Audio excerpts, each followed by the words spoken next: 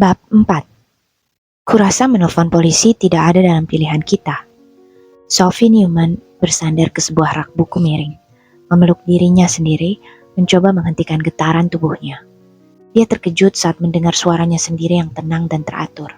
Tapi kita harus memberitahu mereka bahwa Perry diculik. Perry belum berada dalam bahaya sekarang ini. Nick Fleming duduk di salah satu anak tangga pendek. Dia memegangi kepala dengan kedua tangannya dan menarik nafas dalam-dalam. Sesekali terbatuk, berusaha membersihkan paru-paru dari debu. Tapi kau benar, kita tidak akan memberitahu polisi. Nick tersenyum tipis. Aku tak yakin bagaimana memberikan penjelasan yang akan dianggap masuk akal oleh mereka.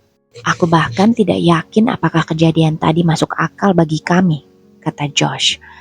Dia menduduki satu-satunya kursi yang masih utuh di toko buku itu. Meskipun tulangnya tidak ada yang patah, seluruh tubuhnya memar-memar dan dia tahu bahwa selama beberapa hari mendatang, bercak-bercak ungu akan menghiasi kulitnya. Terakhir kalinya dia merasa seperti ini adalah ketika dia ditubruk secara bersamaan oleh 3 orang pemain lawan di lapangan sepak bola. Sebenarnya yang sekarang ini terasa lebih parah, karena setidaknya dulu dia tahu apa yang sedang terjadi. Kupikir mungkin ada gas yang bocor ke dalam toko. Nick berkata pelan. Dan yang kita semua alami dan lihat ini tak lain hanyalah serangkaian halusinasi. Dia terdiam menatap Sophie dan Josh secara bergantian. Kedua saudara kembar itu mengangkat kepala dan menatapnya. Ekspresi tidak percaya yang serupa terlihat di wajah mereka.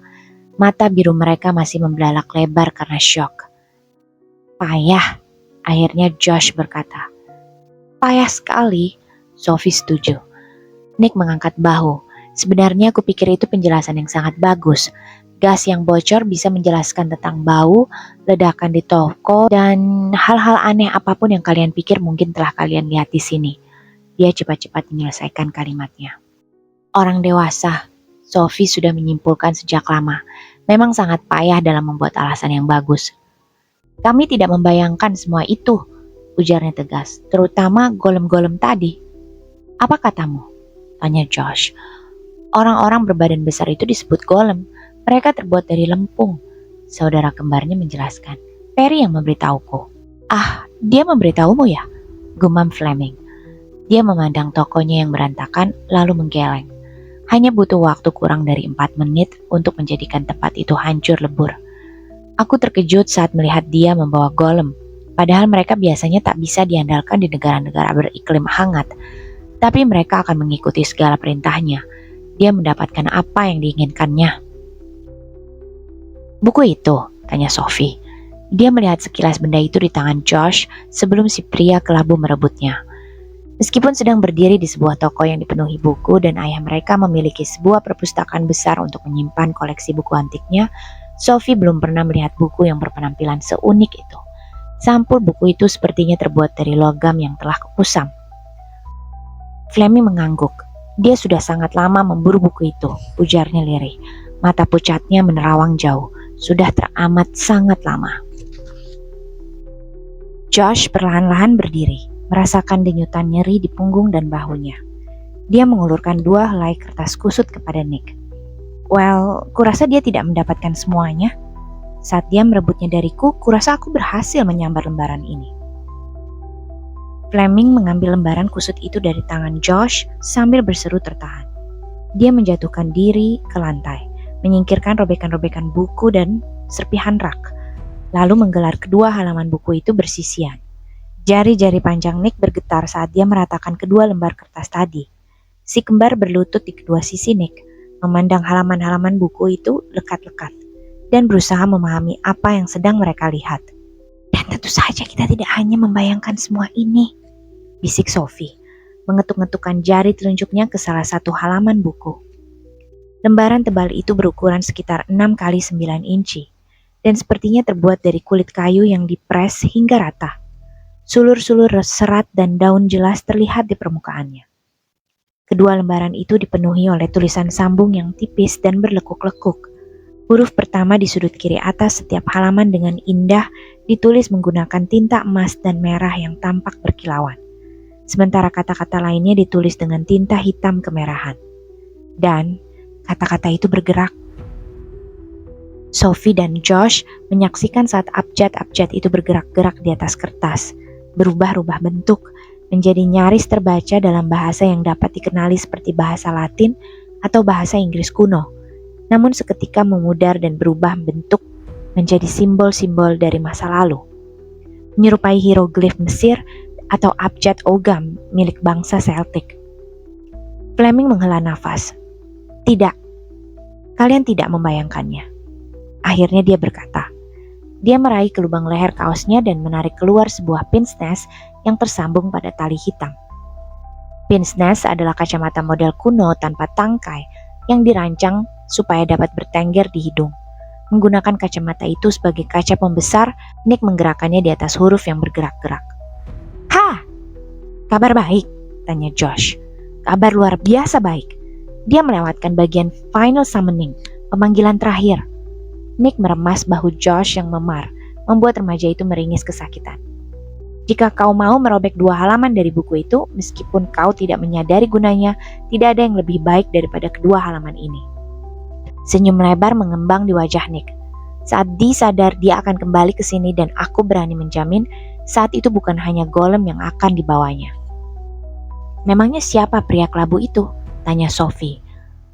Perry juga menyebut dia Di. Setelah mengambil kembali kedua lembaran itu dari lantai, Nick berdiri. Sophie menoleh ke arahnya dan menyadari bahwa pria itu tampak tua dan letih, teramat sangat letih. Pria kelabu itu adalah Dr. John Dee, salah seorang manusia paling kuat dan berbahaya di dunia. "Aku belum pernah mendengar tentang dia," kata Josh. Dia berhasil menjaga supaya keberadaannya tidak diketahui di dunia modern. Dia adalah seorang alkemis, seorang penyihir, seorang sorcerer, sekaligus seorang necromancer, dan semua itu memiliki makna yang berbeda. "Sihir?" tanya Sophie. "Kupikir sihir itu tidak ada," kata Josh dengan nada sarkastis. Lalu tiba-tiba dia merasa bodoh setelah mengingat apa yang baru saja dilihat serta dialaminya. Meskipun begitu, kau baru saja melawan makhluk-makhluk dunia sihir.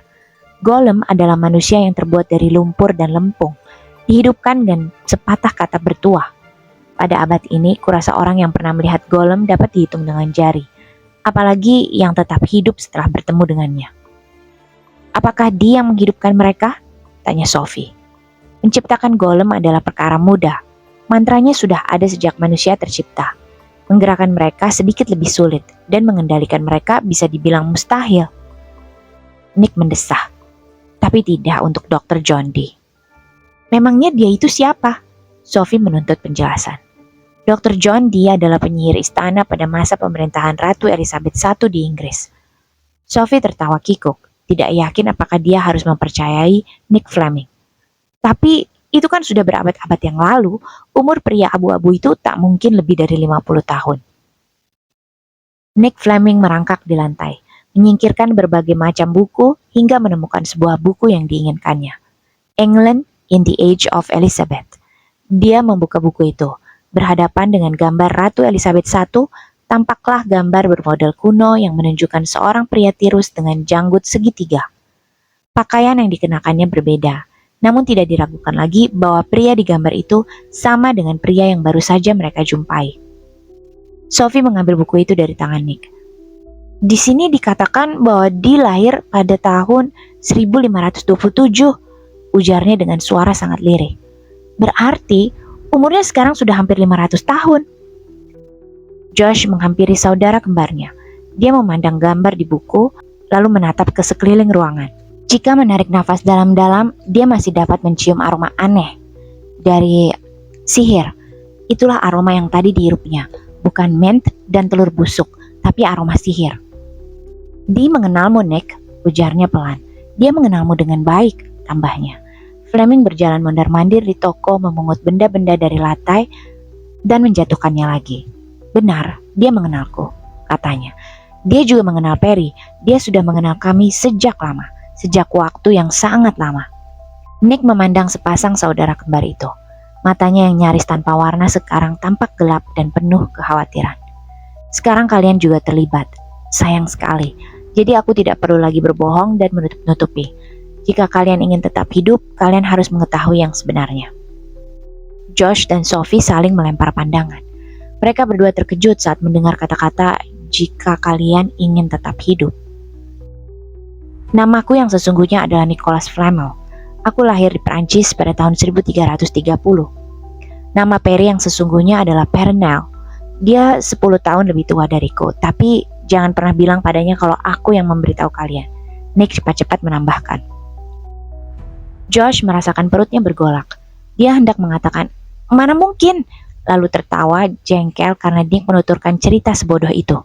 Tetapi sekujur tubuhnya memar dan nyeri akibat dirinya dilempar melintasi ruangan. Oleh apa? Dia teringat pada golem yang meringkus Perry, Perenelle, dan bagaimana makhluk itu hancur lebur menjadi bubuk saat menyentuh wanita itu. Apakah sebenarnya kalian ini? Sophie melontarkan pertanyaan yang sudah terbentuk di bibir saudara kembarnya. Apakah sebenarnya kau dan Perenelle? Nick tersenyum, namun wajahnya tampak dingin dan tanpa humor, dan sejenak dia nyaris menyerupai Dee. Kami adalah legenda, jawabnya singkat. Pada suatu ketika, dulu kala kami hanyalah manusia biasa. Namun kemudian aku membeli sebuah buku Abraham Sang Magus, yang biasa disebut Codex. Sejak saat itu berbagai hal berubah. Perenelle berubah, aku berubah. Aku menjadi sang alkemis.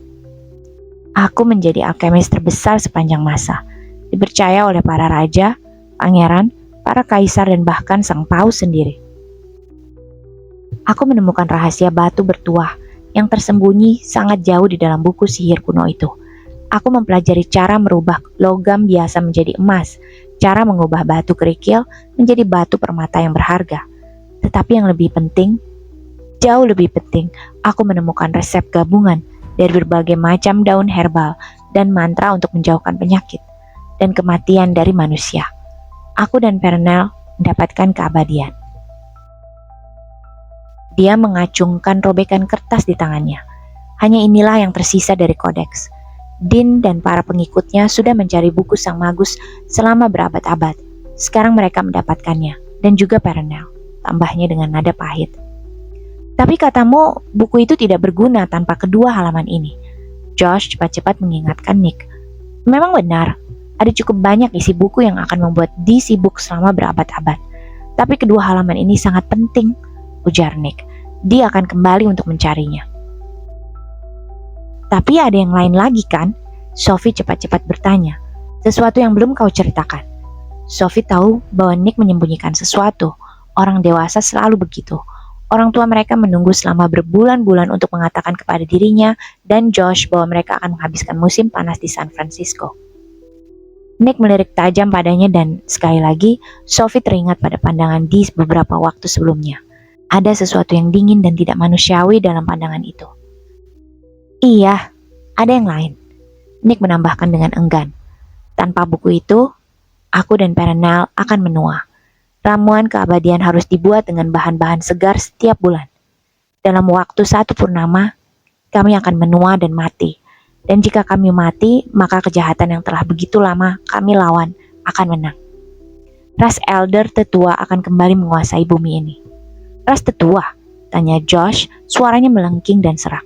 Dia menelan ludah, menyadari bahwa jantungnya berdegup kencang di dalam dada. Kami sore yang tenang berubah menjadi aneh dan mengerikan. Josh sudah pernah memainkan banyak game komputer, membaca beberapa novel fantasi, dan di sana kata tetua atau elder selalu berarti kuno dan berbahaya. Tetua seperti dalam kata tua? Sangat tua, Flamel mengiyakan. Maksudmu ada lebih banyak lagi orang seperti Dee? Sepertimu? Ujar Josh, lalu meringis kesakitan karena Sophie menendang tungkainya. Flamel menoleh ke arah Josh.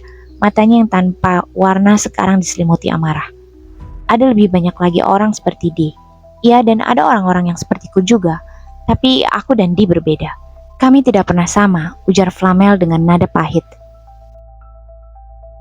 Kami memilih untuk mengikuti jalan yang berbeda. Dan jalan yang ditempuhnya terkadang sangat gelap. Dia juga abadi meskipun aku sendiri tidak yakin bagaimana dia menjaga kemudaannya. Tapi kami berdua manusia. Dia menghampiri mesin kasir yang tergeletak rusak di lantai dan mulai meraup uang yang tersebar sambil terus berbicara. Saat dia menoleh ke arah si kembar, ekspresi suram di wajahnya membuat kedua remaja itu kaget. Meskipun begitu, Dee mengabdikan diri bukan dan tidak pernah kepada manusia. Nick menjejalkan uang dari mesin kasir ke sakunya dan menyambar sebuah jaket kulit lusuh dari lantai. Kita harus keluar dari sini. Kemana? Apa yang akan kau lakukan? Tanya Sophie. Bagaimana dengan kami?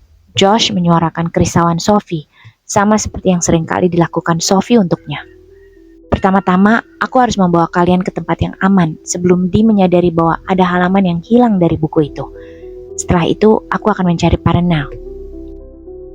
Kedua saudara kembar itu saling bertukar pandang. Mengapa kau harus membawa kami ke tempat yang aman? Tanya Sophie.